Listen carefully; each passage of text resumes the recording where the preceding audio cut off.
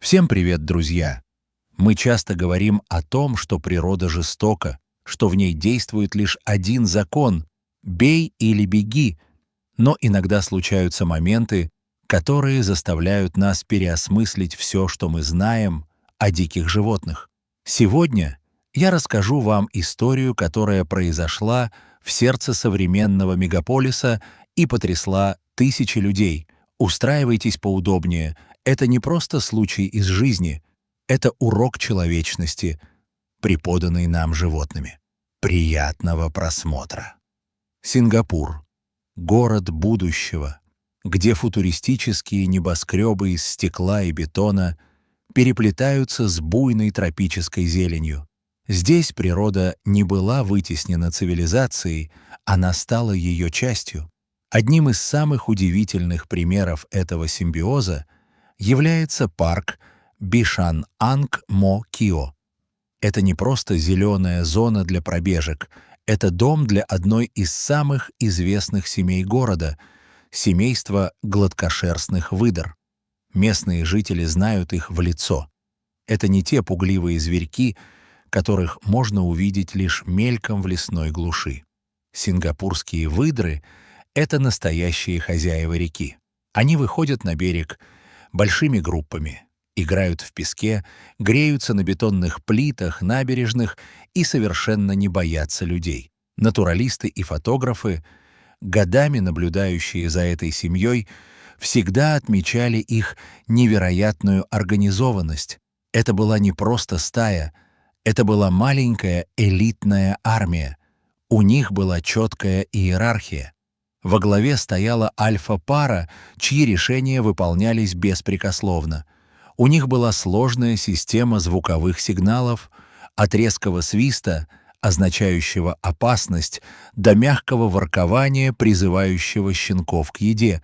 Их охота напоминала тактическую операцию спецназа: загон рыбы, окружение, атака.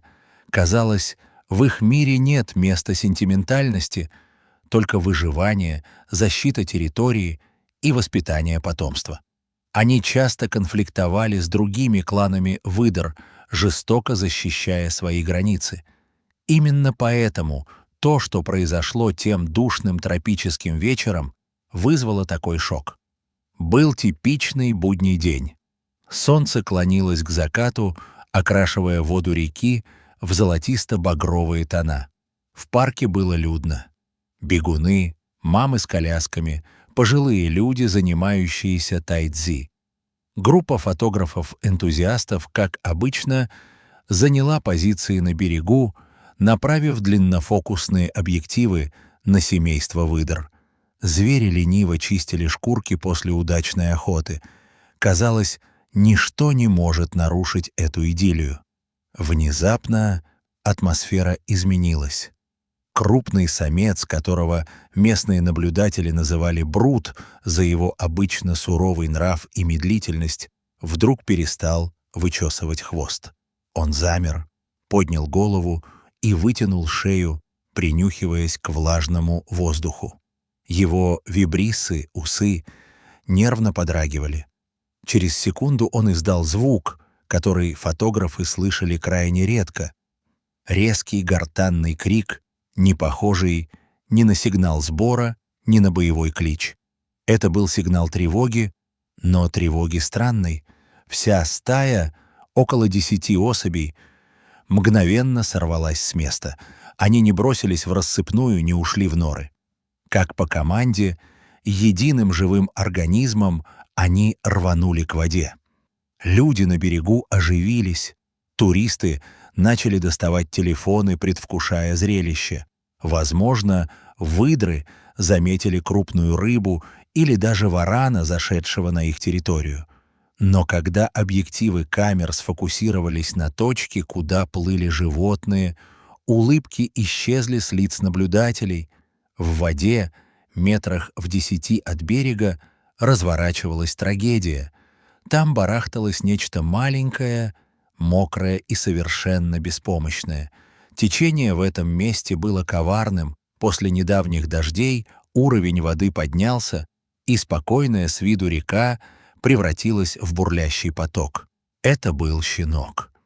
Совсем кроха, не больше 2 месяцев от роду. Возможно, он выпал из сумки невнимательного хозяина на мосту выше по течению, или же, будучи слишком любопытным, сорвался с крутого склона.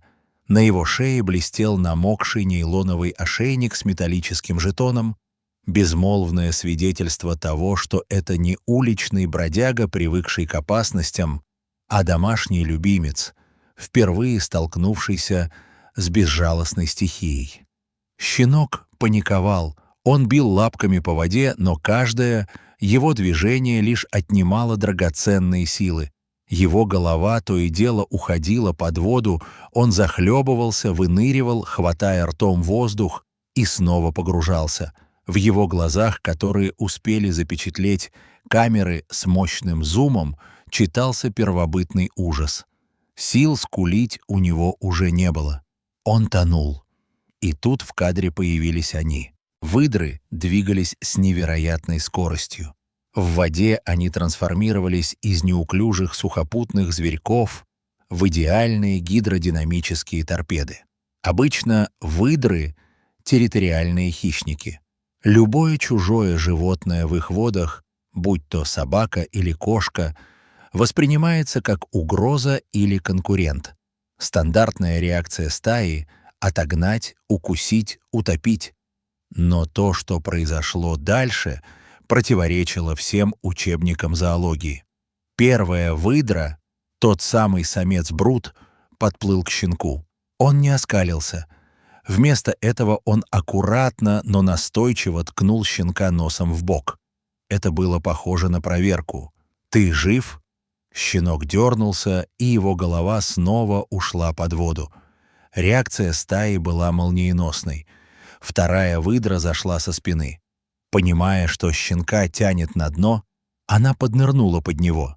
На поверхности воды показалась мокрая спина хищника, которая сработала как домкрат. Выдра буквально вытолкнула щенка вверх, давая ему возможность сделать вдох. Но течение было безжалостным. Оно крутило маленький живой комок, пытаясь унести его на середину реки. Тогда третья и четвертая выдры сделали нечто невероятное. Они встали чуть выше по течению, бок о бок, создавая своими телами живой волнорез.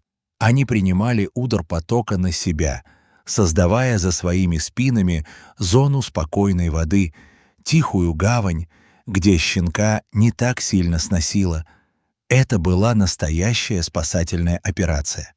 Без суеты, без лишних звуков. Они работали слаженно, как единый механизм. Одна выдра подталкивала носом к берегу, другая поддерживала снизу, остальные отсекали течение. Они не хватали его зубами за шкирку, понимая, что их острые, как бритва, клыки могут повредить нежную кожу малыша.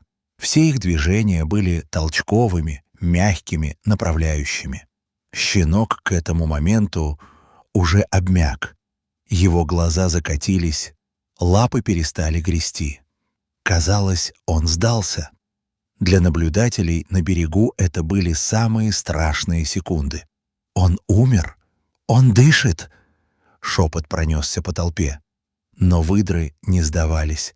Одна из самок, заметив, что груз перестал двигаться, начала действовать активнее. Она практически взвалила голову щенка себе на шею, удерживая его дыхательные пути над водой, пока остальные толкали их обоих к каменистой кромке берега. Это напоминало транспортировку раненого с поля боя. Метр за метром они приближались к бетонному спуску. Люди на берегу, наконец, вышли из ступора. Один из мужчин, местный житель, перебросил телефон жене и начал спускаться к воде по скользким камням. В этот момент произошла сцена, достойная финала голливудской драмы. Выдры дотолкали щенка до мелководья, где он мог бы коснуться лапами дна, если бы у него были силы стоять. Но сил не было. Тело щенка начало медленно сползать обратно в глубину. Мужчина схватил щенка за мокрый ошейник и подхватил под животик. Он поднял его из воды, Тяжелое, мокрое тельце безвольно повисло в его руках. Выдры остались на месте еще на несколько секунд. Они смотрели, как их подопечного поднимают вверх, на безопасную землю. Убедившись, что передача состоялась, Брут издал короткий свист. Стая также синхронно развернулась, нырнула и растворилась в темной воде, оставив на поверхности лишь расходящиеся круги. Для них миссия была завершена. На берегу воцарилась тишина, прерываемая лишь шумом города. Мужчина положил щенка на траву. Тот не двигался. Кто-то посоветовал перевернуть его вниз головой, чтобы вышла вода. Мужчина начал аккуратно растирать крошечную грудную клетку. «Ну же, малыш, давай!» — шептал он. Секунда, 2, 10. И вдруг судорожный вдох, похожий на всхлип. Затем кашель. Из пасти щенка выплеснулась вода. Он задрожал, сжался в комок и тихо, жалобно заскулил. Толпа выдохнула. Раздались аплодисменты, кто-то плакал. Это был звук самой жизни, вернувшейся туда, где ее уже не ждали. Спустя полчаса на место приехала служба спасения животных. Ветеринары, осмотревшие щенка, позже подтвердили. Счет шел на мгновение. Легкие уже начали наполняться водой, гипотермия усиливалась. Если бы выдры не вмешались и не удерживали его на поверхности, если бы они промедлили хотя бы пару минут, спасать было бы некого. Щенок, которого, как выяснилось, звали Тоби, хозяева нашлись на следующий день благодаря жетону, полностью поправился. Но эта история вызвала резонанс далеко за пределами парка. Зоопсихологи и этологи, изучив видеозаписи инцидента, были поражены. Альтруизм в животном мире обычно распространяется на членов своей стаи или, в крайнем случае, своего вида. Случаи, когда дикие хищники спасают представителя другого вида, причем потенциального врага, псовые для выдр, угроза, единичны. Специалисты назвали это проявлением межвидовой эмпатии.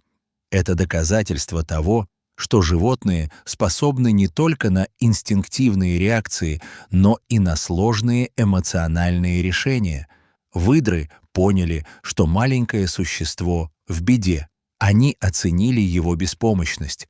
Они скоординировали свои действия не ради еды, не ради защиты территории, а ради спасения чужой жизни. Они проявили то, что мы, люди, гордо называем человечностью, но что, по-видимому, является универсальным законом высшей нервной деятельности, законом сострадания. В тот вечер семья выдр просто уплыла по своим делам, даже не подозревая, что стала героями. Они просто сделали то, что посчитали правильным. И, возможно, нам всем стоит поучиться у этих речных собак тому, как нужно относиться к тем, кто слабее, кто попал в беду и кто не может выплыть самостоятельно. Дорогие друзья, если эта история тронула ваше сердце так же, как и мое, пожалуйста, поддержите это видео лайком. Это помогает нам продвигать идеи добра и сострадания. Напишите в комментариях, сталкивались ли вы когда-нибудь с помощью со стороны животных. И, конечно же, не забудьте подписаться на канал и нажать на колокольчик. До скорой встречи!